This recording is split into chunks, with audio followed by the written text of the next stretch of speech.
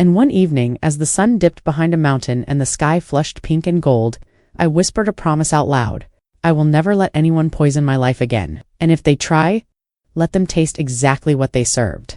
This time, on my terms, peace, once it finds you, is nothing like the movies say. It's not fireworks or some grand finale where everything clicks into place. It's quieter than that. It's making your coffee in the morning without flinching at a memory. It's walking past a mirror and not second-guessing your reflection. It's sitting at dinner with friends and realizing halfway through that you didn't think about them, Daniel, Mia, or even Muse, not once. That's what real freedom looks like. When I got back from Kyoto, something in me had shifted. It wasn't just that I felt better, I felt untouchable. Not in an arrogant way, but in the kind of way that comes from knowing no one owns your narrative anymore. Every chapter of my story, even the ugly ones, belonged to me. And if anyone tried to write me into theirs again without my consent, they'd find the pen yanked from their hands. The final closure, the moment where I knew I had truly, finally, let it all go, came in the form of an unexpected envelope. No name on the front, just a handwritten letter tucked inside. I recognized the handwriting immediately. Mia slanted, confident strokes like someone who never had to erase anything. I should have thrown it away without reading a single line, but curiosity. That's a slow poison too. I unfolded the paper and read. She apologized. Of course she did. She said she didn't expect me to forgive her. She just wanted me to know that everything that happened wasn't about MIT, was about her. About her own insecurities, her desperate need to feel important. Her envy that turned so black it made her sabotage the only people who'd ever really cared about her, she wrote. You didn't deserve any of it. You were always kind to me, even when I didn't deserve it. That made it easier to hate you. That's my sickness, not yours. I sat there with the letter for a long time. Not because her words moved me, but because of how little they mattered now. They came too late. They arrived after the house had already burned down, after I'd already walked away from the ashes and built something new. Still, I didn't hate her anymore. That was the real surprise. I didn't trust her. I didn't want her in my life, but I didn't feel that searing resentment either. What I felt was distance, like she was part of a story I used to know, a book I'd long since finished reading and shelved forever. I didn't reply. What was there to say? Some apologies are just meant to be read and buried, not acknowledged. Not rewarded. Daniel reached out too, not with a letter, but with a simple message on social media. Hope you're doing okay. That was it. No mention of the betrayal, no attempt to unpack the wreckage he helped cause.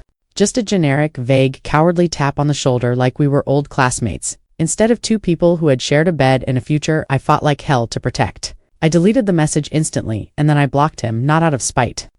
Out of preservation. I had nothing left to say to him, and he didn't deserve to pretend we were ever going to be okay. I wasn't angry anymore. But I had learned the value of boundaries.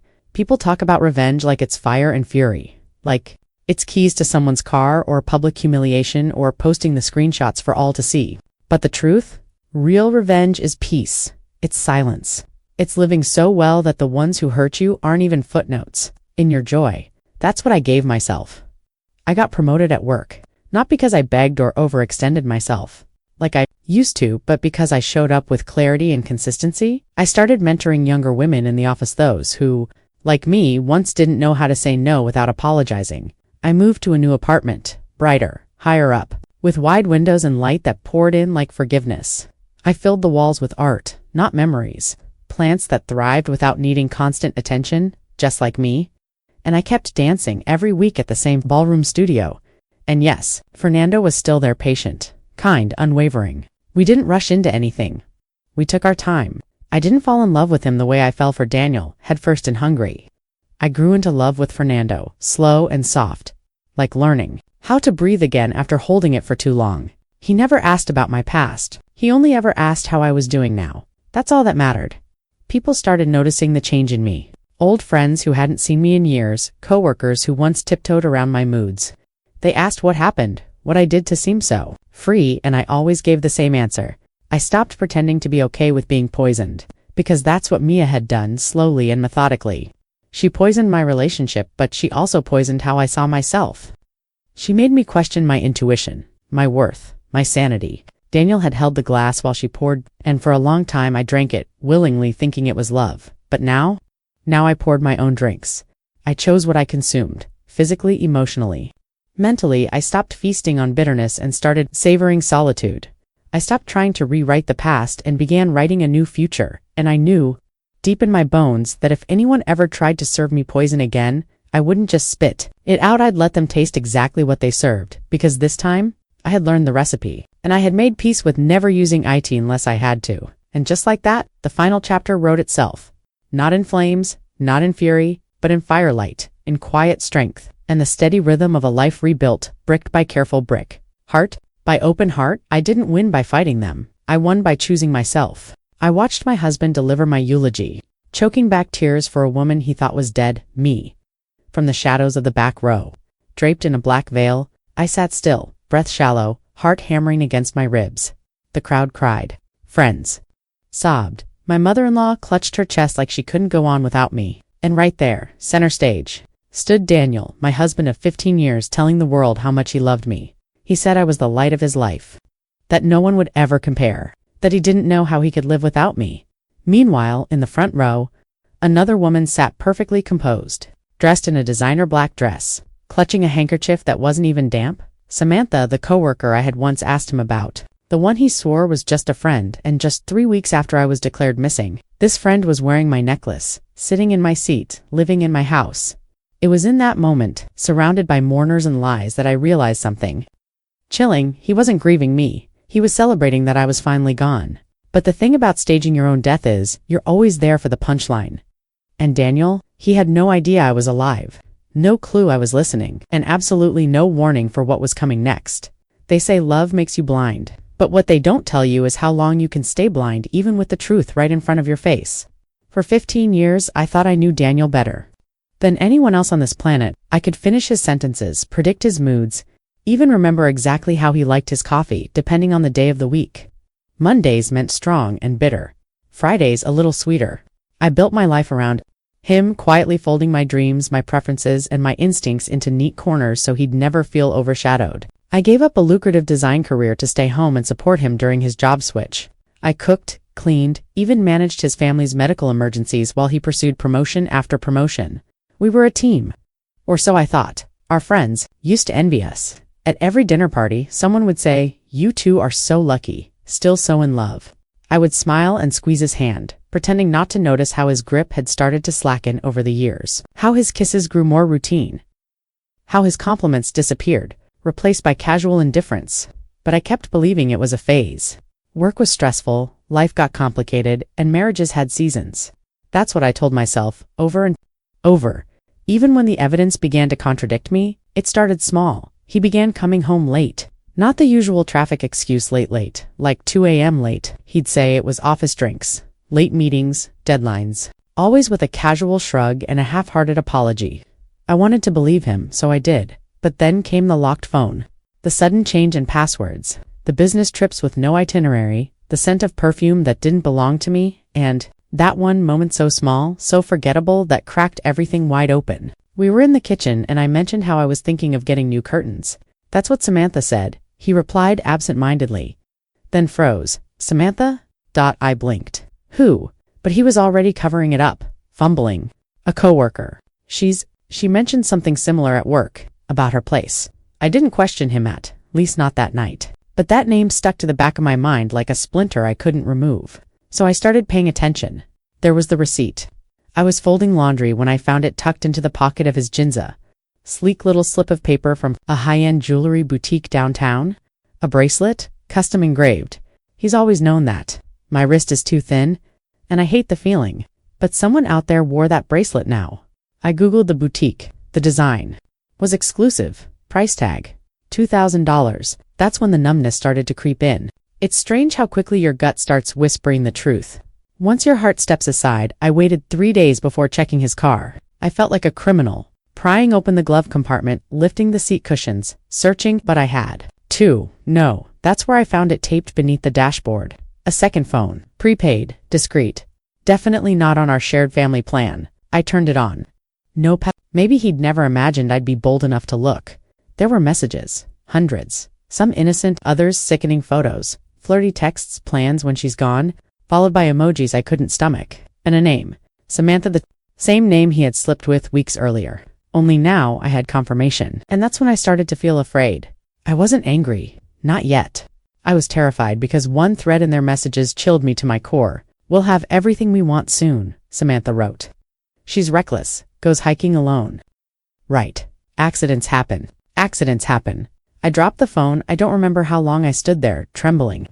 My ears were ringing. My heart was thudding in that dull underwater way that only happens when your body goes into shock. I wanted to scream. I wanted to confront him, slap the truth across his smug lying face, but I didn't. Instead, I waited. I stayed quiet.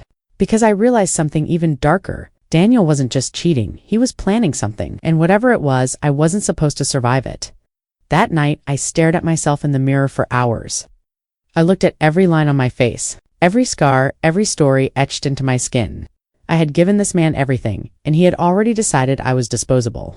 I could almost hear his voice, calm and collected, explaining my tragic accident to the police. The news headlines, beloved. Wife lost in hiking incident. Husband devastated. I could see the fake tears. The funeral, the inheritance. Him comforting Samantha as she moved into my house, that's when it hit me. If I didn't disappear on my terms, he'd make sure I disappeared on his dot, so I made a decision. A plan, and if it worked, I'd get to hear every word he said when he thought I was gone, every lie, every tear, every twist of guilt and betrayal, and when he stood over my grave, I'd be listening, very much alive. It's terrifying how easily the world accepts your death. Once the narrative feels convenient, enough. A couple social media posts, a missing person report, a pair of hiking boots left near a ravinand, suddenly you're not a person anymore, just a tragic headline, a void, a photo on a candlelit altar. My disappearance was exactly what Daniel needed, and watching how fast he accepted it confirmed everything I had suspected. I left nothing to chance. On the day of my so-called accident, I left my car parked at the trailhead where I used to hike, threw my scarf over the ledge, and buried my phone beneath a pile of loose rocks. I walked for 2 miles into the woods, to where my friend Lena was, waiting. She had been my rock since college, sharp, resourceful, and loyal in the kind of way that doesn't flinch when you say, "I think my husband wants me dead." Without hesitation, she took me in. Her family owned a cabin deep in the mountains, out of range. Off the grid. No questions asked. By the end of that week, I had been declared missing. The police searched the trail for days. Daniel gave his interview. To the local news station, tired eyes, trembling voice, the whole grieving husband's performance. "If anyone knows anything, please help bring my wife home," he pleaded into the camera, his voice cracking perfectly on the word wife. That clip alone got over 200,000 views. The community rallied. Candles were lit, vigils were held, and meanwhile, the man sobbing on national television had already cleared out my side of the closet from Lena's laptop. I watched everything. His sorrow was almost convincing. I could imagine how many people called him brave, how many neighbors brought him casseroles and told him to stay strong. But grief doesn't look like applying for a life insurance claim 8 days after your wife disappears. It doesn't look like throwing out her books, her journals, or redecorating the master bedroom in brand new navy linens, and it sure as hell doesn't look like inviting Samantha into your home by the second week. The first time I saw her walk through the front door, I felt physically ill. There she was in my robe, drinking from my favorite mug, laughing with my dog like she belonged there. She changed the curtains, removed all the framed photos of me, and had the nerve to set a new password on the home security system as she lived there now. Maybe she believed she had one, but she didn't know I was watching. Every day I collected evidence. From Lena's cabin, I hacked into the smart home system camera logs, thermostat access, doorbell footage. I tracked Daniel's emails, his account activity, his calls. He had already accepted the first payout for my insurance policy. $2 million. He told the company he needed it to stay afloat. Of course, he didn't mention the diamond bracelet. He bought Samantha 2 days later, or the romance escape vacation they booked in her name. I turned to her slowly. "I didn't fake my death. I disappeared. That's not a crime, but stealing insurance money is. Lying to law enforcement is. You think you're clean in this? You were part of it. Your texts are on the flash drive too. You can cry in court." The silence was razor sharp. Then I walked over to the fireplace mantel and picked up the framed photo. They had taken together Daniel and Samantha, smiling on a beach, the caption probably reading something romantic. I tossed it onto the ground. The glass cracked, but it didn't break fully. A perfect metaphor for them. "You don't need to worry about me staying," I said. "I'm not here to rebuild anything. I just wanted to see the look on your faces when you realized your perfect plan was over." I turned to leave, heels clicking again across the floor that was once mine. But before I reached the door, Daniel's voice croaked behind me. "Rebecca, please." I paused. "I'm begging you," he said. eyes now brimming with the kind of emotion that didn't move me anymore. Don't do this. Don't ruin everything. I loved you. I made a mistake. I didn't bother turning around. You didn't make a mistake, Daniel. You made a choice. And then I walked out the moment I stepped off that porch. The night air hit my face like freedom. Cold, clean, honest. And in that moment I realized something powerful. You can't haunt someone who has no soul. Daniel had already buried himself. I just handed him the shovel. The fallout didn't take long. By morning the news had already broken. The local station ran with the headline, "Wife presumed dead reappears after husband's fraudulent insurance claim." By noon it was national. Talk shows, podcasts, true crime, TikTokers dissecting every detail down to the brand of wine Samantha spilled when she saw me alive. I didn't need to say a word because the world was doing the talking for me now. Daniel was arrested within 24 hours. Samantha wasn't far behind. Authorities traced the paper trail, and the evidence I'd compiled spoke louder than any of their stammering excuses. I had receipts, literal and digital, every transfer, every text, every surveillance clip. They had motive, timing, and the dumb confidence of people who thought they'd never get caught. Samantha tried to plead ignorance, of course. I didn't. No, she was alive, she said on camera, eyes wide and glossy like a soap opera star, but public sympathy had already chosen its side, and it wasn't hers. It turns out people are a lot less forgiving when you smile through a fake widow's funeral and move into the victim's home 2 weeks later. Social media had a field day. They gave me nicknames: the ghost wife, the widow who watched memes flew across platforms like wildfire. One showed a still of Daniel giving my eulogy with the caption, "Plot twist, she's in the back row." Another went viral, showing Samantha in my robe next to a side-by-side of me in the same one. The title reading, "This ain't your house, sweetie." And me, I was finally free, not just from Daniel or the house or the lie, but from the years of numbness I hadn't even realized I'd been swimming in. For so long I thought loyalty meant sacrifice, that love was about patience, forgiveness, and endurance. But watching my husband fall to pieces trying to convince the world he was the victim after plotting to erase me taught me something new. Sometimes survival is revenge, and truth doesn't need to be screamed when it's undeniable. For the first time in my adult life I had no one to report to, no one to accommodate, no house to clean that wasn't mine, no voice telling me to keep the peace. It was just me in my own space, small, sunlit, with a view of the water, and no ghosts but the ones I'd already exorcised. And I didn't waste time looking back. I traveled. I hiked actual trails, not fake ones I needed to vanish on. I dyed my hair red, something Daniel always said didn't suit my complexion. I wore the red anyway. I bought a secondhand motorcycle just to feel something new, and I rode it along the coast with wind in my face and zero apologies. But still, they tried. Daniel's lawyer sent me letters, thinly veiled apologies, dressed up as legal strategy. He regrets everything. He wants closure. As if closure was something you gift wrap and hand over like a birthday present. Samantha's sister emailed me once, blaming the stress of the media for Samantha's health decline subtly, asking if I could issue a public statement saying she wasn't fully aware. I didn't reply. Then came the one I hadn't expected. Jose. He had been quiet throughout the chaos. My stepson, or, as I had come to realize, my conditional son. He had lived in my house. I had cooked his meals, proofread his college essays, stayed up all night when he had the flu. I didn't just disappear to the public eye, had vanished from his conscience too. But now, months later, he showed up. Not in person, a letter, handwritten. Like that would make it feel more sincere. Dear Rebecca, I don't know how to say this, except I'm sorry I didn't know the full story. I didn't want to believe Dad could do something like that. I thought you left us. I was angry, but now I've seen the footage.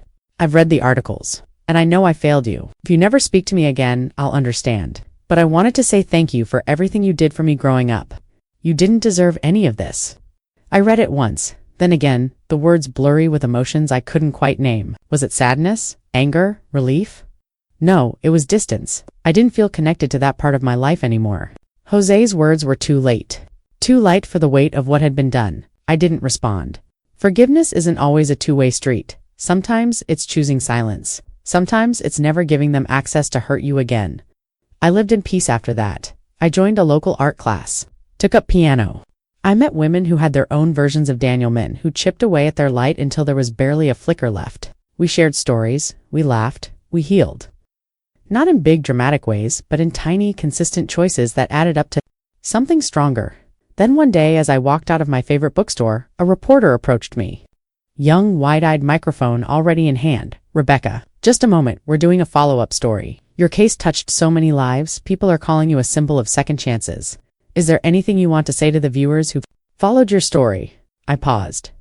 The camera light flicked on. For a moment, I saw all of it again: the funeral, the lies, the betrayal, the way Daniel had looked when I walked through that door, the way I'd felt, stepping back into the world like I belonged there again. I smiled softly and leaned toward the mic. Sometimes I said you have to disappear to be seen. Then I turned and walked away. Not hiding, not afraid, just done with being anyone's ghost. The news cycle eventually moved on, as it always does. New scandals, new heartbreaks, new people to dissect and obsess over. But even when the headlines faded, the whispers didn't. Some called me a hero. Others called me vindictive. A few even called me insane. And honestly, I didn't care what they called me anymore. Because the truth was, I had stopped living for anyone else's narrative the moment I climbed out of the lie Daniel built for me. But here's the part no one ever asks about. What happens after revenge? After the cameras stop flashing and the police files are stamped closed. After the people who betrayed you are behind bars, are buried in the rubble of their own mistakes. What do you do when your life is finally yours again? I turned to her slowly. I didn't fake my death. I disappeared. That's not a crime. But stealing insurance money is. Lying to law enforcement is. You think you're clean in this? You were part of it. Your texts are on the flash drive too? You can cry in court. The silence was razor sharp. Then I walked over to the fireplace mantel and picked up the framed photo. They had taken together, Daniel and Samantha, smiling on a beach. The caption probably reading something romantic. I tossed it onto the ground. The glass cracked, but it didn't break fully. A perfect metaphor for them. You don't need to worry about me staying, I said. I'm not here to rebuild anything. I just wanted to see the look on your faces when you realized your perfect plan was over. I turned to leave, heels clicking again across the floor that was once mine. But before I reached the door, Daniel's voice croaked behind me. Rebecca, please. I paused. I'm begging you, he said, eyes now brimming with the kind of emotion that didn't move me anymore. Don't do this. Don't ruin everything. I loved you. I made a mistake. I didn't bother turning around. You didn't make a mistake, Daniel. You made a choice. And then I walked out. The moment I stepped off that porch, the night air hit my face like freedom. Cold, clean, honest. And in that moment, I realized something powerful. You can't haunt someone who has no soul. Daniel had already buried himself. I just handed him the shovel. The fallout didn't take long. By morning, the news had already broken. The local station ran with the headline, Wife, presumed dead, reappears after husband's fraudulent insurance claim. By noon, it was national. Talk shows, podcasts, true crime TikTokers, dissecting every detail, down to the brand of wine Samantha spilled when she saw me alive. I didn't need to say a word because the world was doing the talking for me now. Daniel was arrested within 24 hours. Samantha wasn't far behind. Authorities traced the paper trail, and the evidence I'd compiled spoke louder than any of their stammering excuses. I had receipts, literal and digital, every transfer, every text, every surveillance clip. They had motive, timing, and the dumb confidence of people who thought they'd never get caught. Samantha tried to plead ignorance, of course. I didn't. No, she was alive, she said on camera, eyes wide and glossy like a soap opera star. But public sympathy had already chosen its side, and it wasn't hers. It turns out people are a lot less forgiving when you smile through a fake widow's funeral and move into the victim's home 2 weeks later. Social media had a field day. They gave me nicknames: the ghost wife, the widow who watched memes flew across platforms like wildfire. One showed a still of Daniel giving my eulogy with the caption, plot twist, she's in the back row. Another went viral, showing Samantha in my robe next to a side-by-side of me, in the same one. The title reading, This Ain't Your House, Sweetie. And me, I was finally free. Not just from Daniel or the house or the lie, but from the years of numbness I hadn't even realized I'd been swimming in. For so long, I thought loyalty meant sacrifice, that love was about patience, forgiveness, and endurance. But watching my husband fall to pieces trying to convince the world he was the victim, after plotting to erase me, taught me something new. Sometimes survival is revenge, and truth doesn't need to be screamed when it's undeniable. For the first time in my adult life, I had no one to report to, no one to accommodate, no house to clean that wasn't mine, no voice telling me to keep the peace. It was just me in my own space, mall sunlit, with a view of the water and no ghosts but the ones I'd already exorcised. And I didn't waste time looking back. I traveled. I hiked actual trails, not fake ones I needed to vanish on. I dyed my hair red, something Daniel always said didn't suit my complexion. I wore the red anyway. I bought a secondhand motorcycle just to feel something new, and I rode it along the coast, with wind in my face and zero apologies. But still, they tried. Daniel's lawyer sent me letters, thinly veiled apologies, dressed up as legal strategy. He regrets everything. He wants closure. As if closure was something you gift wrap and hand over like a birthday present. Samantha's sister emailed me once, blaming the stress of the media for Samantha's health decline, subtly, asking if I could issue a public statement saying she wasn't fully aware. I didn't reply. Then came the one I hadn't expected, Jose. He had been quiet throughout the chaos. My stepson Noor, as I had come to realize, my conditional son. He had lived in my house. I had cooked his meals, proofread his college essays, stayed up all night when he had the flu, and yet during the worst betrayal of my life, he didn't hesitate to choose Daniel. I didn't just disappear to the public eye, had vanished from his conscience too. But now, months later, he showed up. Not in person. A letter, handwritten. Like that would make it feel more sincere. Dear Rebecca, I don't know how to say this, except I'm sorry I didn't know the full story. I didn't want to believe Dad could do something like that. I thought you left us. I was angry, but now I've seen the footage.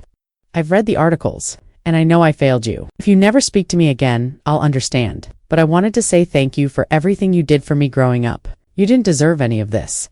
I read it once, then again, the words blurry with emotions I couldn't quite name. Was it sadness? Anger? Relief? No, it was distance. I didn't feel connected to that part of my life anymore. Jose's words were too late, too light for the weight of what had been done. I didn't respond.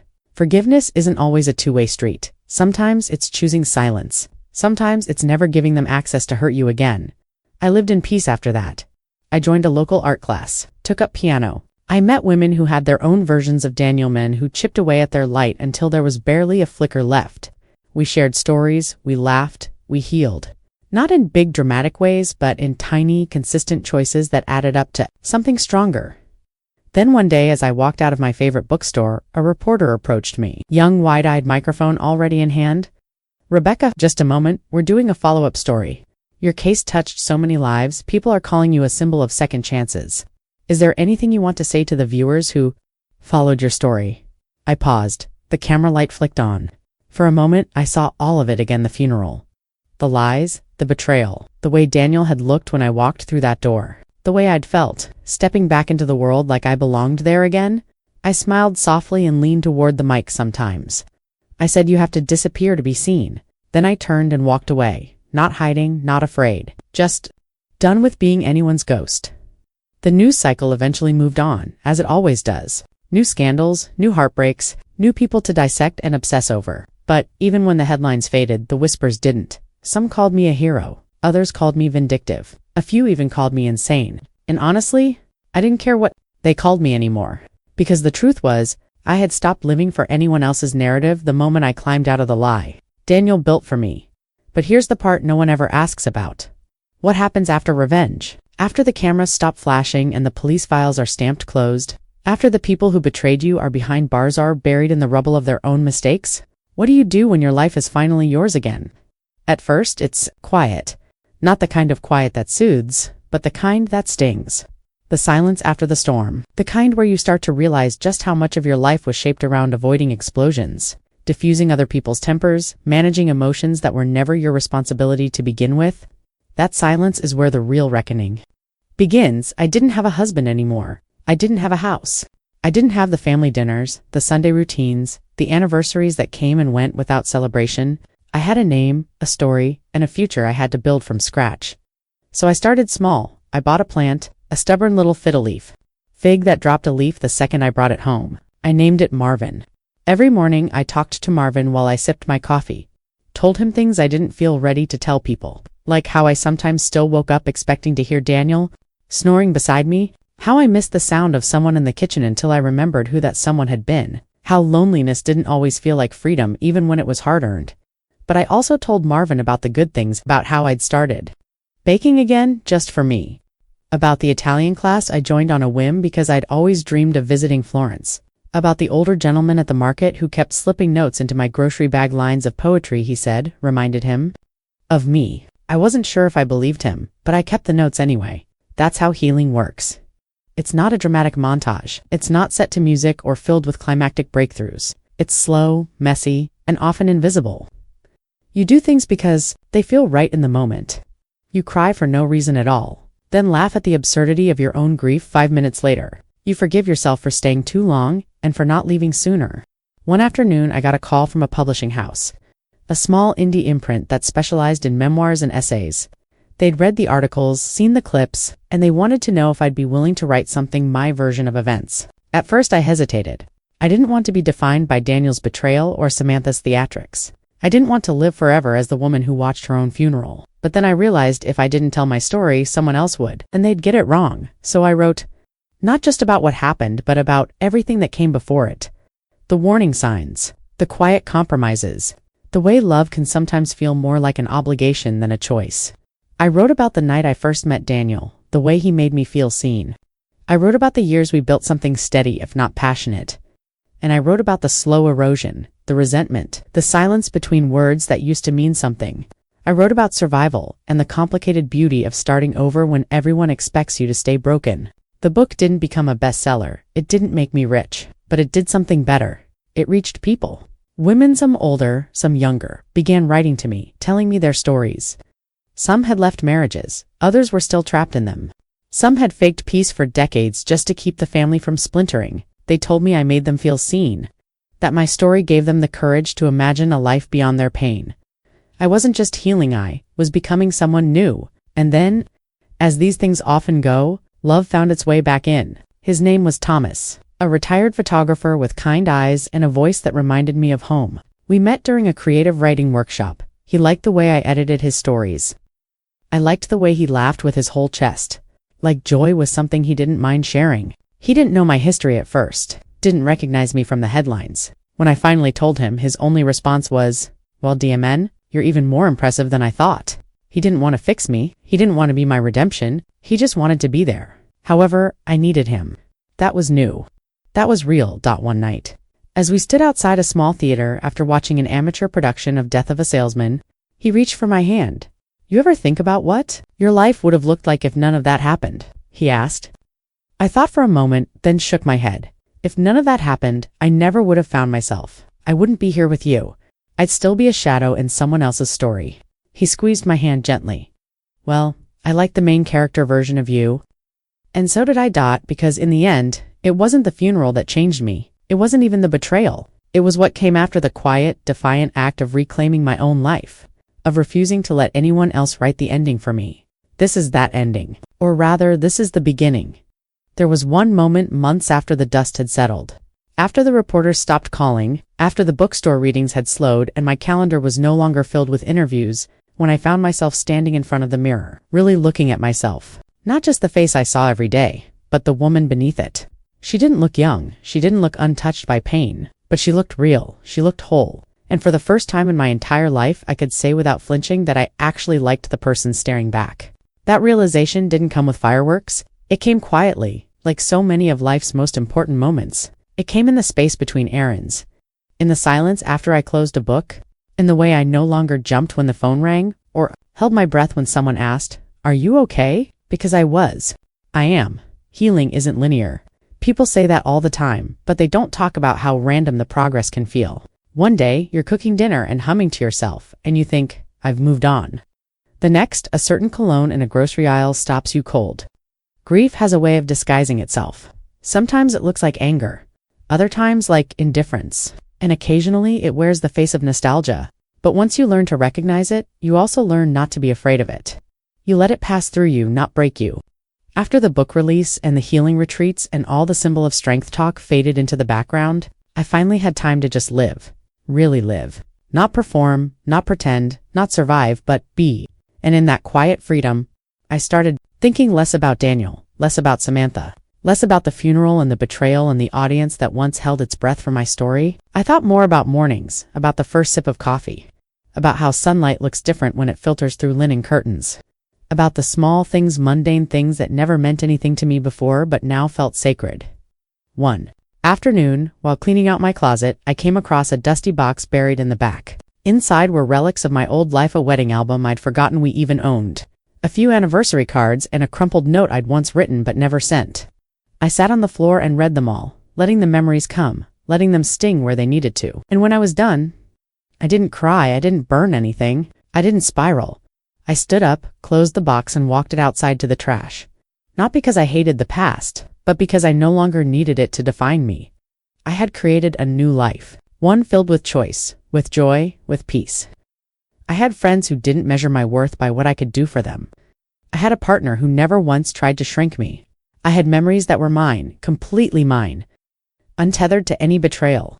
And I had plans, big ones, small ones, spontaneous ones. I wasn't just surviving anymore, I was thriving. But life, in all its strange symmetry, still has a way of circling back. It was a sunny Tuesday when I received a letter postmarked from the state penitentiary. At first I considered throwing it away unopened, but curiosity, always sharper than caution, got the better of me. Inside, the handwriting was familiar, slanted, careful. Daniels. He wrote that he'd been following my journey from inside. That he saw the interviews, read the reviews, that he never imagined I would rise from the ashes the way you did. His words were filled with carefully curated regret. Not the raw, uncomfortable kind that begs for forgiveness, but the polished, self-serving type. The kind of apology designed to make him feel better. He wrote, "You were always stronger than I gave you credit for. Maybe if I had realized that sooner, none of this would have happened."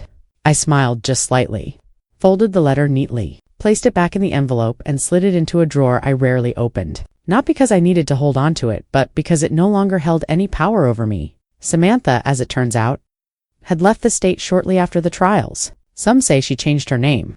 Others claim she tried to write her own book, but no one wanted to hear her version anymore. Truth has a way of eclipsing fabrication, even when the lie gets a head start, and he called once. I didn't answer. Some things don't deserve a second act. Some people don't deserve access to your peace.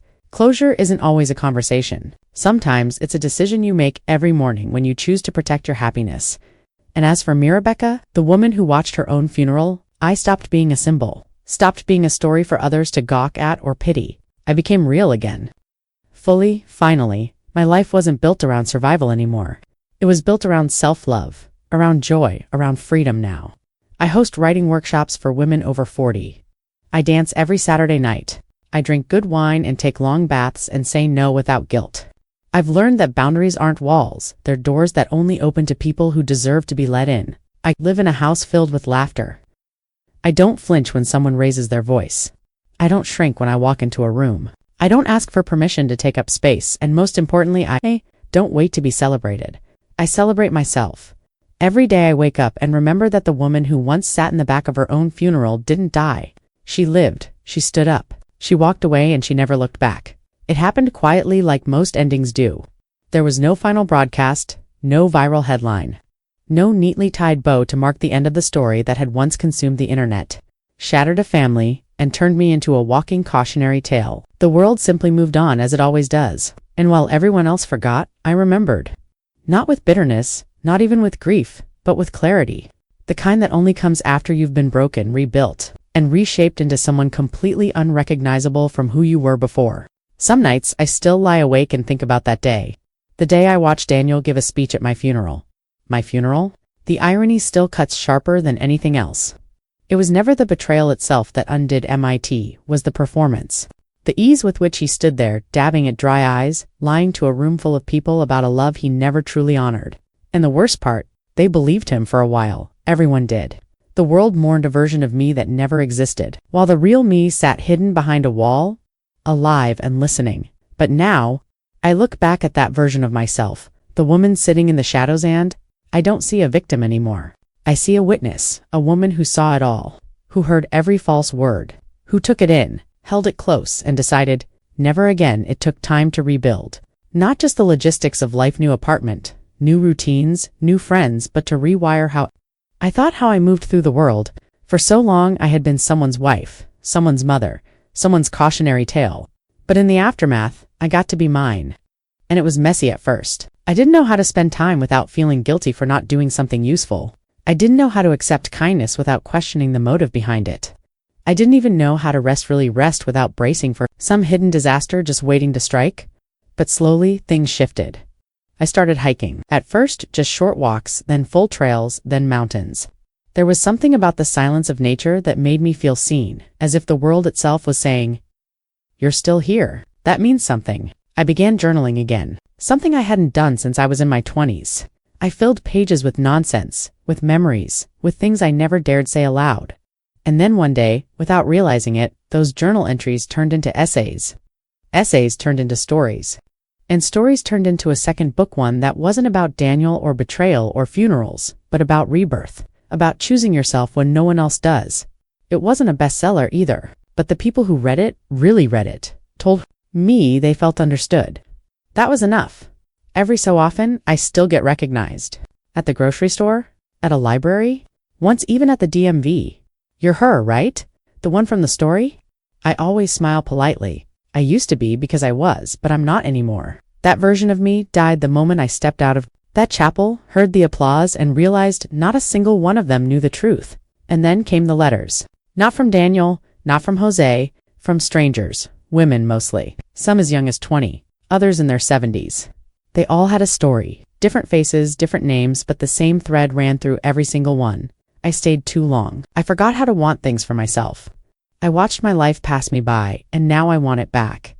I answered every letter, not because I had all the answers, but because I knew what it meant to be heard. To be believed, one woman wrote.